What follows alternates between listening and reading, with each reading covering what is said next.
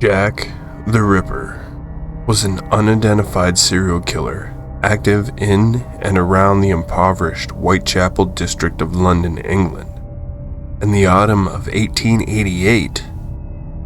In both criminal case files and the contemptuous journalistic accounts, the killer was also called Whitechapel Murderer and Leather Apron. Attacks ascribed to Jack the Ripper typically involve female prostitutes who lived and worked in the slums of the East End of London. Their throats were cut prior to abdominal mutilations. The removal of internal organs from at least 3 of the victims led to speculation that their killer was some anatomical or surgical knowledge. Rumors that the murders were connected intensified in September and October of 1888, and numerous letters were received by media outlets in Scotland Yard from individuals portraying the murderer. Between April 1888 and February 1891, 11 women were murdered in the East End of London, and their names were included in a police profile that was officially titled the Whitechapel Murders. 5 of those women were believed to be killed by one man, who has passed into history under the name Jack the Ripper, so called from a signature of taunting letters that was sent to the central offices in Newbridge Street in the city of London during the last week of September 1888. These 5 women are often referred to as the canonical 5, victims of Jack the Ripper, and they were murdered over a 9-week period between Friday the 31st of August and Friday the 9th of November 1888. They are buried in 4 East London cemeteries. We will visit the final resting places whilst at the same time revealing something about the tragedy of their life and the horror of their deaths. The first victim. On the 31st of August, 1888, a horrifically mutilated body of a woman was found in a gateway in Bucks Row in Whitechapel. Later that day, she was identified as Mary Anne Nichols, better known to her family, friends, and acquaintances as Polly Nichols. She had separated from her husband and 5 children in 1880, and therefore her life had become a downward spiral blighted by poverty and alcoholism. By the beginning of August 1888, she had found her way to the East End of London, where she resides in 2 Spitfield common lodging houses, Wilmot's, situated at 18 Enthrall Street, and the White House, located on Flower and Dean Street. The cost of the night's lodging in these establishments was 4 pence, but on the night of the 30th of August, she didn't even have this meager amount and was therefore denied a night's doss at Wilmot's common lodging house.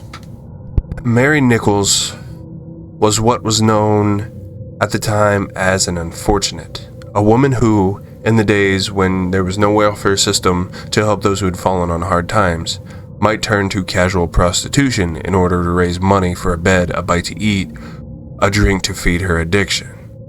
That night, Mary was wearing a bonnet that none of the other residents of the lodging house had seen her with before, and since she was evidently intending to resort to prostitution in order to raise the money for her bed, she felt that it would be an irresistible draw to potential clients, and so, as she was escorted from the premises by the deputy lodging housekeeper, Polly laughed and told him, "I'll soon get my doss money. See what a jolly bonnet I have now." So saying, she headed off into the early morning. At 2:30 on the morning of August 31st, a friend of hers by the name of Emily Holland met her by the shop at the junction of Osborne and Whitechapel Road. Mary was very drunk, and she boasted to Emily that she had made her lodging money 3 times over, but had spent it. Concerned at Mary's drunken state, Emily tried to persuade her to come back to Wilmot's with her. Mary refused, and telling Emily that she must get her lodging money somehow, she stumbled off along Whitechapel Road. That was the last time that Mary Nichols was seen alive. At 3:45 a.m., the body of a woman was found laying next to the gateway in Bucks Row, just off Whitechapel Road, and around 10 minutes walk from the corner where Mary had met Emily Holland. The woman's throat had been cut back to the spine. This wound was so savagely inflicted that, according to some newspaper reports, it almost severed her head from her body. Within 45 minutes, she had been placed on a police ambulance, which in reality was nothing more than a wooden handcart, and had been taken to the mortuary by nearby Whitechapel Workhouse Infirmary.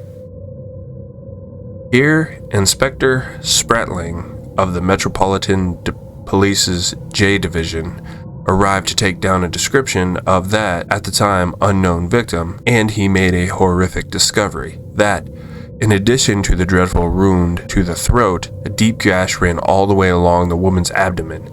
She had been disemboweled. Later that day, a woman's name had been ascertained as being Mary Anne Nichols, and her father, Edward Walker, was traced and taken to the mortuary, where he formally identified the body of the Buckrose victim as that of his daughter.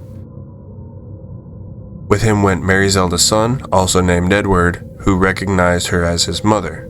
An hour later, her estranged husband, William Nichols, arrived and went into the mortuary to view the body.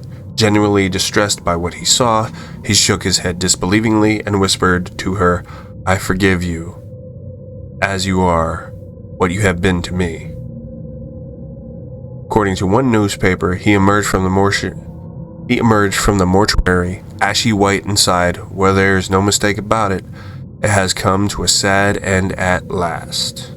Mary Nichols' body was brought out of the mortuary's back gate in Chapman's Court, from where it was taken to the undertaker's premises on Hanbury Street. 2 days later, the murderer would strike again and would murder Annie Chapman in Hanbury Street.